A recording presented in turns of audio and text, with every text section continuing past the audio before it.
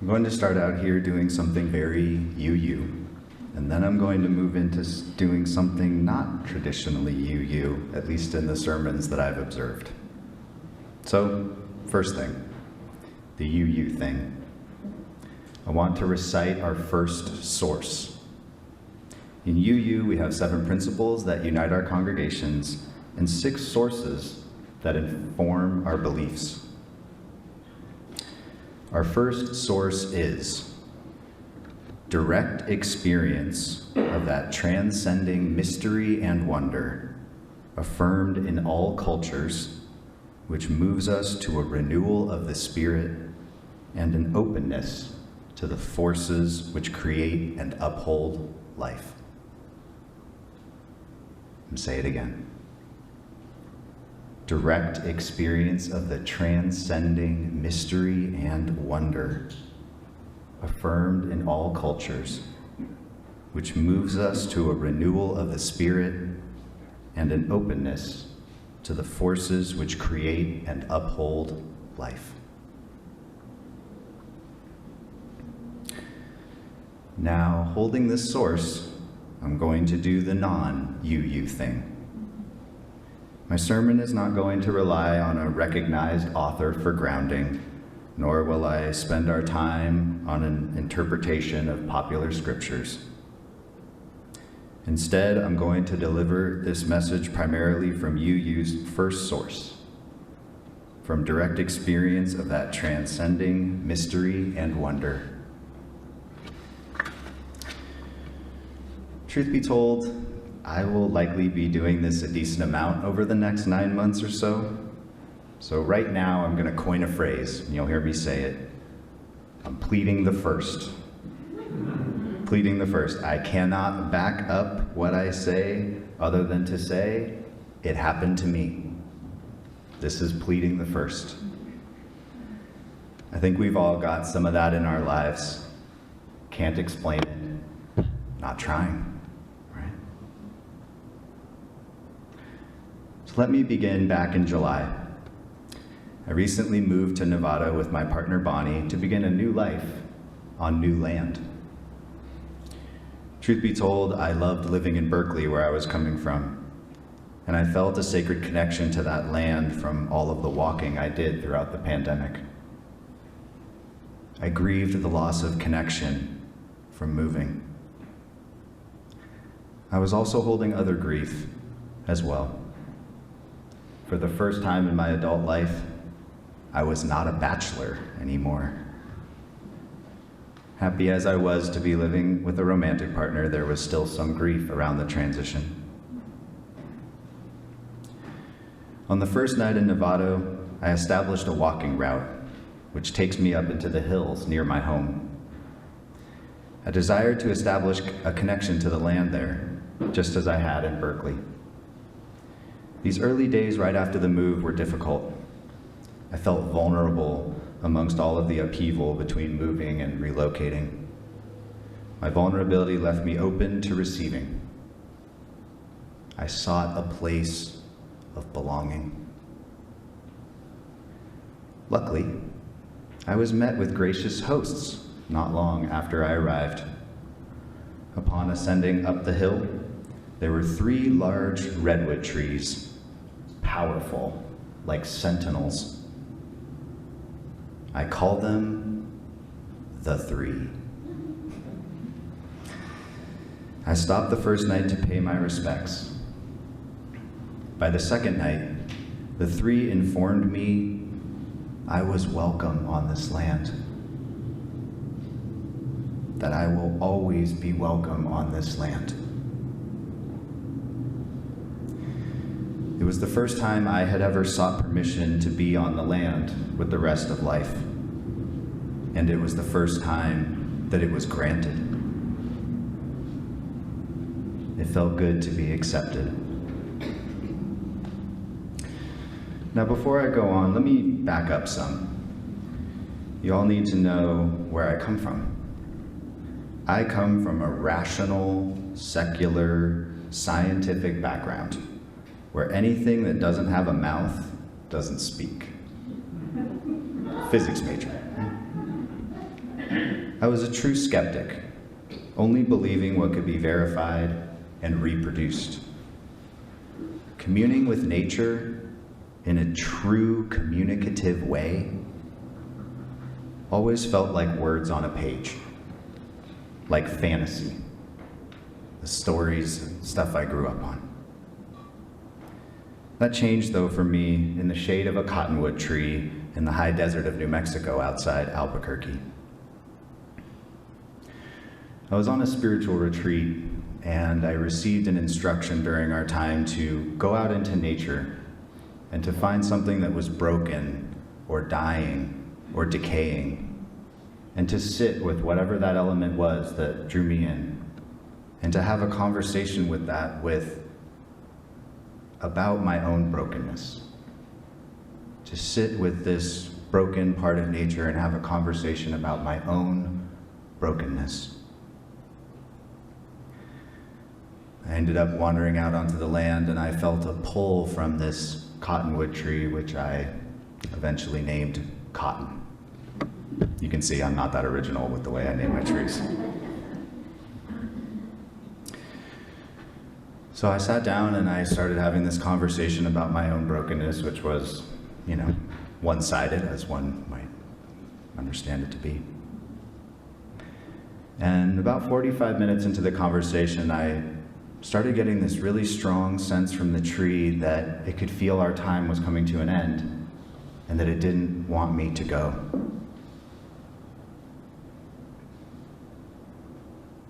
It didn't want me to go. It was communicating to me that my vulnerability was welcome, and that it was wanting that so badly, that connection. And so I stayed, and we kept talking, and we became friends. We became friends. It was the first of many tree friends for me. And I learned that showing up into nature with my vulnerability seemed to elicit a new type of connection and communication. This was in effect when the Pacific Ocean told me that this was my home.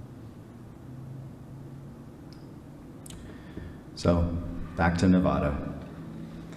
There's a hiking trail there called the Big Trees Trail in Nevada, for those who are familiar with it. There's a sort of lower loop to it, which I walk and run regularly. And there's also an upper area that leads to some very large redwoods. One day, Bonnie and I traversed to the top, and I felt a connection with a spectacularly large redwood I now affectionately call Chief Wiggum. After we visited Chief Wiggum for the first time, for months after, when I would go on my walks in my neighborhood, I received repeatedly a message from the three that I needed to go back and visit that tree again. I wanted to heed the call, but I just didn't. They kept telling me to go, and I just didn't go. It felt too far to get all the way back up there. Until I was preparing for this service. I knew it was time to head out there and see what Chief Wiggum had to say to me. But it felt weird. It felt weird. I feared it would all be kind of contrived. I don't typically ask for messages, they just sort of come. All to say, I was skeptical, setting out on the lower loop headed up to that higher area. As I sank into the walk, though, I experienced a deep grounding, as if my energy around the travels emptied through my feet. It reminded me of the Earth's capacity to dissipate charge, and of recognized author Francis Weller's The Wild Edge of Sorrow. He describes a grief our body carries now, that we are not intimately connected to the natural world the way we once were. He claims it is our body's genetic birthright to be in nature, and that our body feels loss of not being part of the system that created it. I felt the simultaneous connection and longing for connection as I continued up the hill. I eventually made it to Chief Wiggum. I looked around for a place to sit, but everywhere was covered with dead tree, leaves and branches all over the ground. I felt like I wanted to honor that fallen.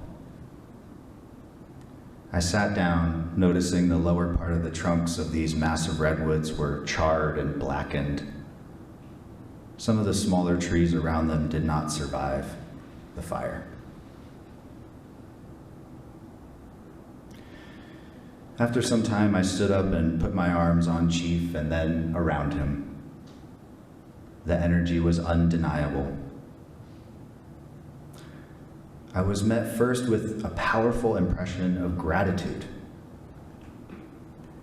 Chief Wiggum let me know that there used to be another that would come and visit, but that another stopped coming.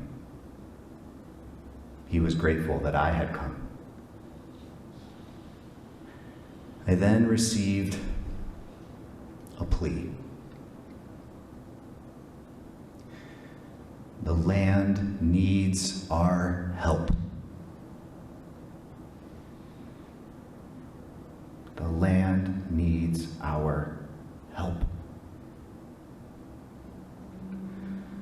The trees and the plants and the animals, they're scared and grieving from the trauma of the fires that this land has been experiencing. The fires threaten all of us. Chief Wiggum wanted to know that we are all in this together. That the humans weren't just in it for ourselves, but that we were in it all together. The land needs our help. There was a sense, too, that the trees and plants knew it was them that was causing all the destruction. They felt to blame. Seems humans are not the only ones worried about whether their previous lives on this planet will be the undoing of future generations. I did my best to assure the tree, but to be honest, I'm not sure that this plea will be honored. Nonetheless, I thanked him for this message and knew I had been called up there to receive it so I could bring it here today. I'm reminded of an interpretation of a popular scripture. In the Old Testament, when Abram was called by God before becoming Abraham, it wasn't that he was the only one called. It was that he was the only one that listened and responded. I come here to testify, pleading the first, that nature can be connected with in an I-thou relationship. We need to listen and respond to the land. The land needs our help. We no longer come to visit the trees, just as Chief Wiggum lamented. The trees, the ones that give off such hints of gladness, they are alive and can be contacted. If you don't believe, I urge you to try it. To go find a broken or dying or decaying part of nature and have an hour-long conversation about your own brokenness. See what happens. Bring your full vulnerability and openness and see what happens. When I did, I was met with the first sources transcending mystery and wonder. Direct experience of the transcending mystery of nature is actually a very you thing. Emerson and Thoreau knew it very well. It's not just words on a page. The land calls to us as alive as we are. We would be wise to listen to their intelligence so that we may rise up rooted. We may rise up rooted like the trees. The land needs to speak with us to share its own vulnerability as well. We are all in this together, all connected at the same source, all one in the transcending mystery and wonder, affirmed in all cultures, which moves us to a renewal of the spirit and an openness to the forces which create and uphold life. Let us be part of those forces which create and uphold life.